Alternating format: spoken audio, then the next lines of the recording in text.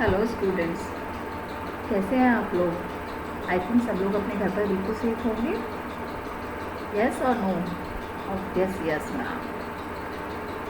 हम सब जैसे लॉकडाउन के फेज़ में हैं तो हम सभी को अपना सेफ्टी का बिल्कुल ध्यान रखना है, घर में ही रहना है। इसी वजह से आप लोगों को पता है आपकी कॉलेजेस बंद हैं, आप लोग घर पर ही हैं, बट अपनी पढ़ाई तो हम सबको करनी ही है।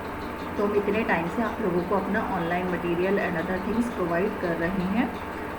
आपके मैं ज्योति गर्ग, लेक्चरर इलेक्ट्रॉनिक्स, कुमारी मायावती राजकीय महिला पॉलिटेक्निक से आपको industrial electronics and transducer electronics second year को पढ़ाती हूँ। तो सारे इलेक्ट्रॉनिक्स सेकेंड ईयर के बच्चे वीडियोस देख रहे होंगे।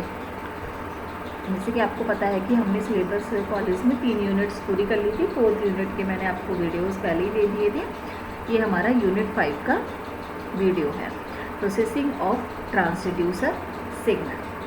ठीक है, तो अब इस जैसे कि पिछले लेक्चर में जो यूनिट 4 किया आपने, उसमें आपने पूरा ट्रांसड्यूसर्स के बारे में पढ़ा था। एक्टिव ट्रांसड्यूसर, पैसिव ट्रांसड्यूसर्स था, अदर तरह के ट्रांसड्यूसर्स पढ़े थे।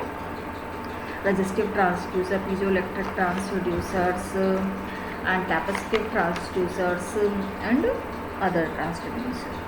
तो उसमें आपने सारा ट्रांसड्यूसर्स कैसे काम करता है, क्या होता है, ये ऑल चीज़ें सब पढ़ी थी। तो अब हमें जो नेक्स्ट चैप्टर है that is about the processing of transducer signal.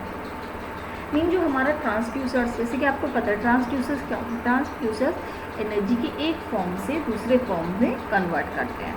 ठीक है, जैसे इलेक्ट्रिकल सिग्नल को मैकेनिकल सिग्नल में कन्वर्ट कर दिया, वॉइस सिग्नल को इलेक्ट्रिकल सिग्नल में कन्वर्ट कर दिया। All these works come under the category of transducers.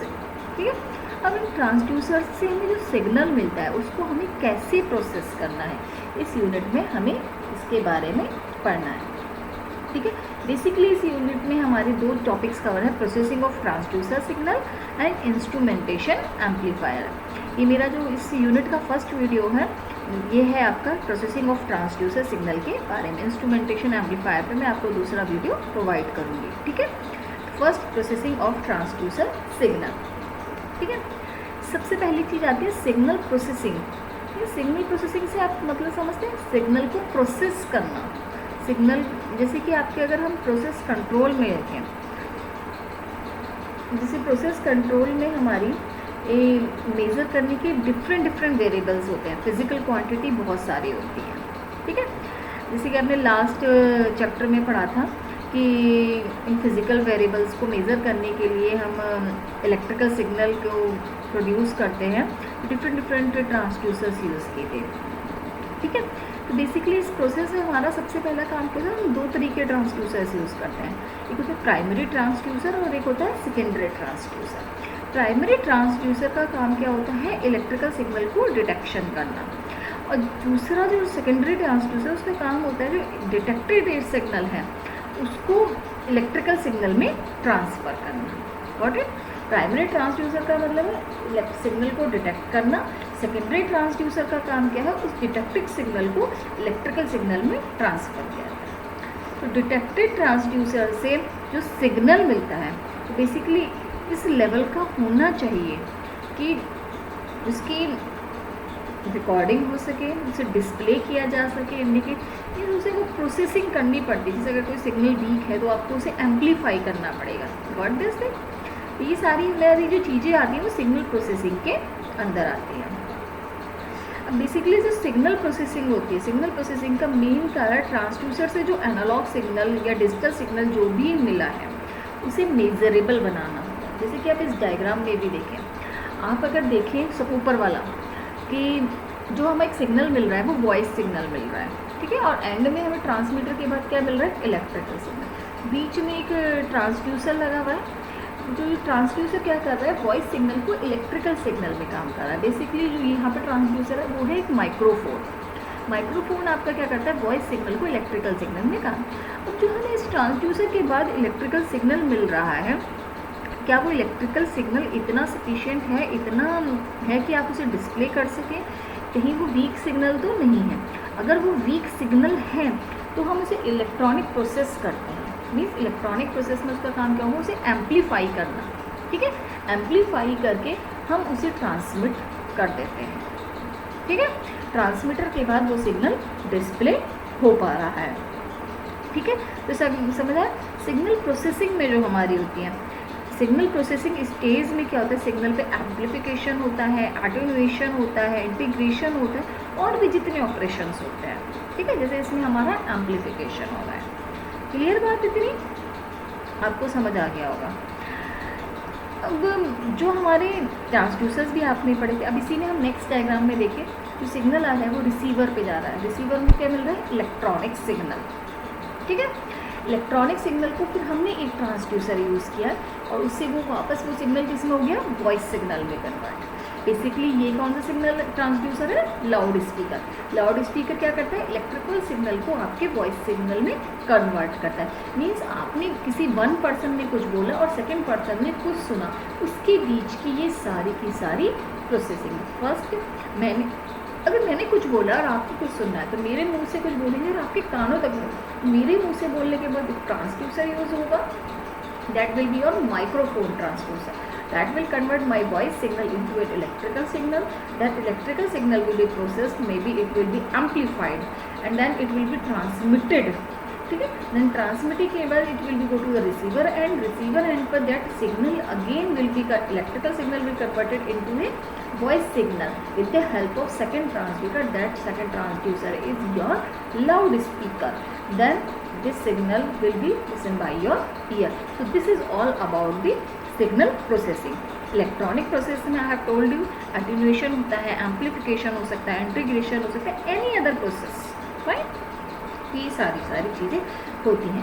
वैसे ट्रांसड्यूसर के हमारे होते हैं के लिए सिग्नल प्रोसेसिंग जो होता है एक एम्प्लीफिकेशन हो सकता है, एक्साइटेशन हो सकता है, कुछ भी हो सकता है। और जो हमारे एक्टिव ट्रांसड्यूसर होते हैं उसमें एम्प्लीफिकेशन हो सकता है। ठीक है, तो बेसिकली हमारा चाहे कोई सा भी ट्रांसड्यूसर है, उसमें आउटपुट को हमें प्रोसेस करके इस स्टेज तक लाना है कि हम उसे रिकॉर्ड कर सकें, उसे कहीं डिस्प्ले कर सकें किसी भी मेथड के थ्रू। क्लियर, तो हमारी all this things comes under category of processing of electronic signal. Clear, अब ठीक है, तो नेक्स्ट हमारा टॉपिक आता है transducer, excitation of transducer signal. Mean जो हमारा जो ट्रांसड्यूसर सिग्नल है उसको एक्साइट करना। ठीक है, तो ट्रांसड्यूसर सिग्नल में प्रोसेस के लिए किसी भी वेरिएबल, कोई भी वेरिएबल ले लेते हैं हम, जैसे टेम्परेचर ले लेते हैं या प्रेशर ले लेते हैं, कुछ भी उसकी इंफॉर्मेशन होती है। बट ये सिग्नल अगर इतना वीक है कि हम इसे नॉर्मल टेम्परेचर रिकॉर्डिंग या मतलब से सीधे इंडिकेट ही नहीं कर सकते, कोई डिस्प्ले ही नहीं कर सकते। सिग्नल प्रोसेस में हमें किसी एक्सटर्नल सोर्स की हेल्प से इसे एक्साइट करना होता है, इसे बढ़ाना होता है। ठीक है, तो जो this is called excitation of transducer signal. जैसे कि मैंने आपको बताया था कि अगर हम उनसे कुछ बोल रहे हैं, माइक्रोवेव से कन्वर्ट होकर वो सिग्नल इलेक्ट्रिकल सिग्नल में कन्वर्ट हो गया है, इज इट क्लियर। बट वो कन्वर्ट होने का जो इलेक्ट्रिकल सिग्नल है इतना वीक है कि हम उसे आगे कन्वर्ट कर ही नहीं सकते, तो मुझे उस सिग्नल को एम्पलीफाई करना पड़ेगा। और एम्पलीफाई करने के लिए मुझे उसे एक्साइट करना पड़ेगा, उसे एक्सटर्नल सोर्सेज लगाने पड़ेंगे, एक्साइटेशन मुझे एक्सटर्नल ही करना पड़ेगा। तो this is called excitation of transducer signal. अब these excitation can be done with the help of two different methods. First one है excitation through DC source, excitation through AC source. Clear, first we will see what is excitation through DC source. ठीक है, अब आप यहाँ पर एक diagram देख रहे होंगे, एक्साइटेशन थ्रू डीसी सोर्स। तो डीसी सोर्स के थ्रू एक्साइटेशन होता है, उसमें हम डीसी एम्पलीफायर्स का यूज़ करते हैं। ठीक है, आपको ये डायग्राम दिख रहा होगा दिस एक्साइटेशन सोर्स का। ठीक है, अब इसमें क्या है कि हमें सिग्नल को एम्पलीफाई करना है। अगर हम देखिए लेफ्ट साइड में पैरामीटर टू भी, जो भी हम पैरामीटर मेजर करते हैं ट्रांसड्यूसर में जाएगा, उसके बाद आगे ब्रिज लगा हुआ है, ऊपर एक डीसी एक्साइटेशन सोर्स लगा हुआ है, फिर कैलिब्रेशन एंड जीरोइंग नेटवर्क, फिर ये रिसीवर साइड पे डीसी एम्पलीफायर, ऊपर से पावर सप्लाई रही है, उसे हम एलपीएफ लो पास फिल्टर में करते हैं और डीसी आउटपुट मिल रहा है। ठीक है, अब इसमें क्या है कि नॉर्मली अगर हम देखें ब्रिज का जो यूज़ हो रहा है, बेसिकली ये रेजिस्टेंस ट्रांसड्यूसर्स हैं। रेजिस्टेंस ट्रांसड्यूसर में कौन कौन से आते हैं, जैसे स्ट्रेन गॉज है या कोई व्हीट स्टोन ब्रिज है, ठीक है। तो व्हीट स्टोन ब्रिज में क्या होता है, नॉर्मली एक डीसी एक्साइटेशंस होते हैं। हैं। ब्रिज को हम किसी पोटेंशियोमीटर की हेल्प से बैलेंस करते हैं, आपको ध्यान होगा। ठीक है, तो हमारा जो इसमें इसे डायग्राम में आप देख रहे हैं, तो सिग्नल को हमें एम्पलीफाई करना है। डीसी एम्पलीफायर को हम बैलेंस डिफरेंशियल इनपुट की ज़रूरत होती है। ठीक है, बैलेंस डिफरेंशियल इनपुट किस लिए चाहिए, जिससे कि हमारा CMRR हाई हो सके। CMRR वैसे हम आगे पढ़ेंगे, CMRR is common mode rejection ratio. अब ये जो कॉमन मोड रिजेक्शन रेशियो किसी भी एम्पलीफायर में मैक्सिमम होना चाहिए। ठीक है, जितना ज़्यादा CMRR की वैल्यू हाई होगी उतना ही हमको आइडियल केस में कंसीडर किया जा सकता है। बेसिकली CMRR ये क्या होता है, प्लेयर में डिज़ायर्ड एंड अनडिज़ायर्ड सिग्नल का रेशियो होता है। ठीक है, तो आप यहाँ पर देखिए कि जो ट्रांसड्यूसर सिग्नल है ब्रिज है, तो डीसी सिग्नल सोर्स से एक्साइट किया, उसका कैलिब्रेशन कर दिया, फिर डीसी एम्पलीफायर लो है। अब जो डीसी एम्पलीफायर्स जितने भी होते हैं उनमें एक ड्रिफ्ट की प्रॉब्लम होती है। ठीक है, तो ड्रिफ्ट की प्रॉब्लम आप सभी को पता है। इस एम्पलीफायर में बेसिकली सप्लाई वोल्टेज में जो भी चेंज हो रहा है या ट्रांसड्यूसर में जो भी पैरामीटर्स में चेंज हो रहे हैं या अनडिज़ायरेबल हो रहे हैं, वो सारे के सारे हमें डेटा इन्फॉर्मेशन के रूप में मिल जाते हैं। और डीसी एम्पलीफायर के बाद हमने एक सीधे लो पास फिल्टर का यूज़ किया, जो हमारे डेटा से जितने भी अनवांटेड हाई फ्रिक्वेंसी कंपोनेंट्स हैं, नॉइज़ है, उनको हटा देगा। ठीक, ये हमारा डीसी सिग्नल एक्साइटेशन होगा। हमारा अनदर मेथड है AC signal excitation through AC signal. अब बेसिकली डीसी एम्पलीफायर में आपने देखा कि एक्यूरेसी इतनी अच्छी नहीं होती है। मतलब एक्यूरेसी अच्छी नहीं होती तो रिलायबिलिटी भी ऑब्वियस कम हो जाती है। इसलिए हम सिग्नल प्रोसेसिंग में यूजुअली हम AC सोर्सेज का यूज़ करते हैं। AC सोर्स में AC सिग्नल के लिए हमने डायग्राम आपको दिखाया ही है। लेफ्ट में पैरामीटर में ट्रांसड्यूसर, ब्रिज, कैलिब्रेशन है, AC एम्पलीफायर। अब आप देखिए वहाँ पर AC एम्पलीफायर के बाद LPF लगा हुआ था, बट यहाँ पर आप ये देखिए फेज सेंसिटिव डीमॉड्यूलेटर लगा दिया AC एम्पलीफायर और लो पास फिल्टर के बीच में। ठीक है, AC एम्पलीफायर और लो पास फिल्टर के बीच में एक फेज शिफ्ट डीमॉड्यूलेटर आपका लगा दिया गया है और एक फीडबैक लूप चल गया कैरियर ऑसिलेटर और पावर सप्लाई का। ठीक है, बेसिकली ये मेथड आपका वेरिएबल रेजिस्टेंस या रिएक्टेंस टाइप ट्रांसड्यूसर में यूज़ होता है। वेरिएबल रेजिस्टेंस या रिएक्टेंस टाइप जो ट्रांसड्यूसर होता है। प्रोसेसिंग के लिए AC सोर्स की फ्रिक्वेंसी सिग्नल फ्रिक्वेंसी से 5 से 10 टाइम्स होती है। जब प्रोसेसर AC सोर्स यूज़ कर रहे हैं तो AC सोर्स AC में आपको पता है दो कंपोनेंट्स होते हैं, एक होता है एम्पलीट्यूड और एक होता है फ्रिक्वेंसी। तो जो फ्रिक्वेंसी होगी AC सोर्स की वो सिग्नल फ्रिक्वेंसी से 5 से 10 टाइम्स ज़्यादा होती है। अब इस डायग्राम में अगर आप देखिए ट्रांसड्यूसर सिग्नल है, AC सोर्स ऑसिलेटर के सिग्नल को मॉड्यूलेट करता है। ठीक है, जब तुम ट्रांसड्यूसर का जो सिग्नल है AC सोर्स सिग्नल को मॉड्यूलेट करेगा। इसके बाद जो सिग्नल का एम्पलीफिकेशन होता है, ठीक है, amplified signal phase sensitive modulator से डीमॉड्यूलेट हो जाएगा।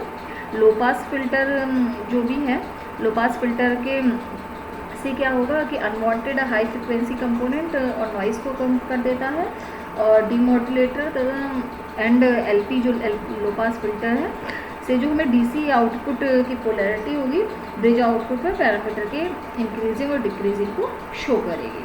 ठीक है, तो AC जो सिस्टम में इसमें ड्रिफ्ट की कोई प्रॉब्लम नहीं होगी, बट स्टेबल कैरियर ऑसिलेटर मिलना बहुत डिफ़िकल्ट होता है। इसमें कैरियर ऑसिलेटर की ज़रूरत DC में क्या होता है कि क्योंकि कैरियर ऑसिलेटर की ज़रूरत ही नहीं और DC सिग्नल होता है फ्रिक्वेंसी, बट AC में हमें स्टेबल कैरियर ऑसिलेटर मिलना बहुत डिफिकल्ट होता है। ठीक है, तो ये हमारी प्रॉब्लम होती है AC सोर्स से। अब हमें ट्रांसड्यूसर में फिजिकल वेरिएबल्स हो गए, टेम्परेचर जो भी है, टेम्परेचर है आपका, फोर्स है, या कोई भी आप कर सकते हैं, सिग्नल को प्रोसेसिंग कर सकते हैं। ठीक है, तो ये था excitation through AC source, excitation through DC source, excitation through AC source. हमारा जो नेक्स्ट लेक्चर होगा वो होगा इंस्ट्रूमेंटेशन एम्पलीफायर्स पर, जो इसी यूनिट का सेकेंड टॉपिक है। इस यूनिट में 2 ही टॉपिक्स हैं, प्रोसेसिंग ऑफ ट्रांसड्यूसर सिग्नल। तो आपको प्रोसेसिंग ऑफ ट्रांसड्यूसर सिग्नल समझ आएगी, प्रोसेसिंग हमें क्यों करने की ज़रूरत है और हम कैसे करते हैं, डीसी सोर्स से करते हैं और एसी सोर्स से करते हैं, 2 मेथड्स हैं। ठीक है, अब इंस्ट्रूमेंटेशन एम्पलीफायर पर मैं आपको नेक्स्ट वीडियो दूँगी। होपफुली आपके लिए वीडियोज़ लेक्चर बहुत हेल्प करेंगे। आप अच्छे से पढ़िए, stay at home, stay safe. ठीक है, थैंक यू स्टूडेंट्स।